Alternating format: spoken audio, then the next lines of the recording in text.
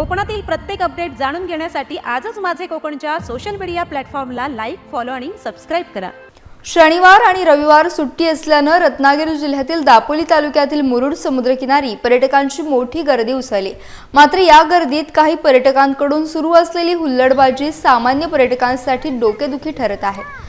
जिल्हा पोलीस अधीक्षकांनी अपघातांच्या पार्श्वभूमीवर समुद्रकिनारी वाहनांना बंदी घातली असतानाही पोलिसांचे आदेश धुडकावून पर्यटक थेट वाहनं किनाऱ्यावर नेत आहेत। समुद्र किनाऱ्यावर वाहनांच्या रेस, स्टंटबाजी तसेच गाडीच्या टपावर बसून मद्यप्राशन करण्याचे प्रकार खुलेआम सुरू आहेत।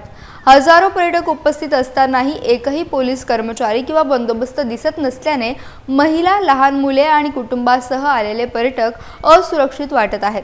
प्रशासनाने तातडीने दखल घेऊन कठोर कारवाई करावी अशी मागणी पर्यटक आणि स्थानिक नागरिकांकडून केली जाते आहे।